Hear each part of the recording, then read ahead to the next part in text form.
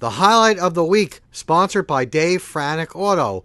Looking for that first car for your son or daughter? Don't panic. See Dave Franek.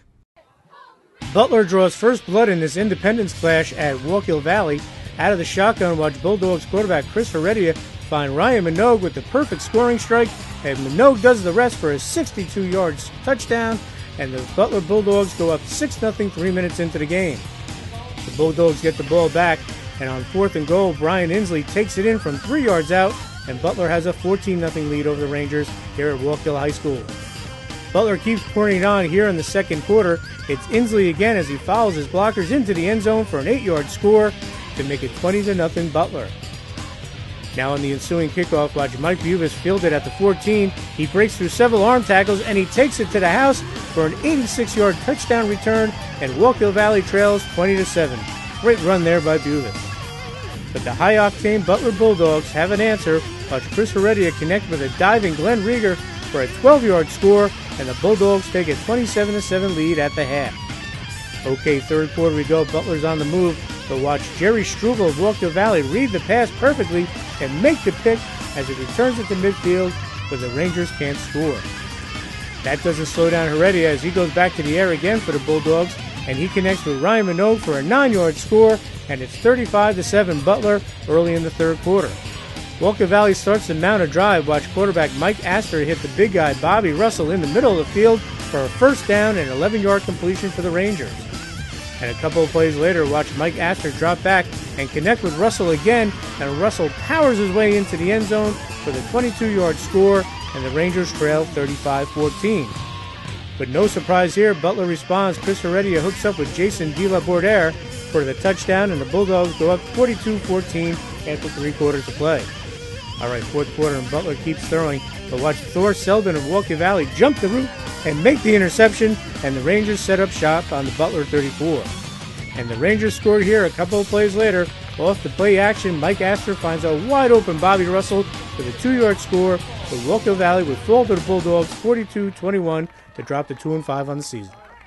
Yeah, it is. I mean, we didn't give up a lot of sacks, maybe one pressure, and so they did a good job. And our thing again is, we're trying to find depth up there, and, we use this as a good tool as getting better for next week. And, they did a good job because they're very talented. They have some good linebackers. They were trying to pressure us. And, anytime you come up here and you're playing against Coach Jones, who really started the whole thing at Butler with the run and shoot, it was bittersweet because it's one of the things. He's a great friend of our staff, and he has a lot of ties to Butler, and he's an awesome, incredible coach, and I've known Daryl forever. So, it was nice coming in knowing that they know what we do and our kids just executing, which was better. Coach, Inslee had 2 touchdowns today on the ground. What do you have to say about him? Well, yeah, for a senior coming in, this was actually his first start all year. I mean, we're trying to get more depth because we had another kid, Ryan Searle, who's a sophomore, that started every other game. So we came in and we wanted to start getting some rotation, trying to plan ahead for down the road and being able to know that in December, if you're fortunate enough to get there, you have to be able to run the ball. So we needed another kid, and he stepped up and had a pretty good game. You guys had a missed field goal in the second quarter, and you guys actually were able to come back, stop them on third down, force them to punt the ball. What do you expect to be defense? Well, our defense is the one thing that's been constant all year. When we have our ones up there, I think the most we've given up is 14 against our starting D, and today one was on a kickoff return. So, they were able to step up and play hard and really give us the ball back because we said coming in, again, going to December, we have to be able to kick field goals and extra points, which has really been our weakness this year. So we kind of used this game, and we're doing things we normally don't do. And that was one thing we did with the defense, having a defense that's playing the way they are, letting our kicking game get off and do some good things. It was in the second quarter after they missed the field goal. It was 4th and short. You had the ball. What went into you could it was only a 2-score game at that point. What went into the decision of punting rather than going for it? I mean, they have a pretty high-octane offense. We want to try to keep, win the field position battle and try to keep it down on their end because they can move the ball pretty well and pretty quick up the field. So, we felt we're still in the game. We wanted to keep it that way.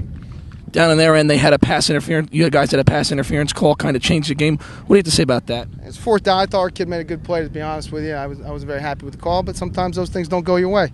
And, that would have been a big change there because we were still in the game at that point. You guys came out and had a really big second half. What adjustments did you make in the locker room? Much. I mean, we had some stuff in the game plan. I think they just caught up to the speed of the game. We had a few little tweaks here. We moved a couple guys around a little bit, and we were able to stop them a few times. And then offense, Calvin Calzarati, our backup tailback, got in there and ran the ball and did a good job, so we were able to move the ball on them. You found Bobby Russell, especially in the third quarter. How come we didn't use him in the first half? We use Bobby all the time. He's our, a lot of play action pass stuff. We look for him. It wasn't open there in the first half. They crowded the box up on us to stop the running game, and we found him a few times in the second half.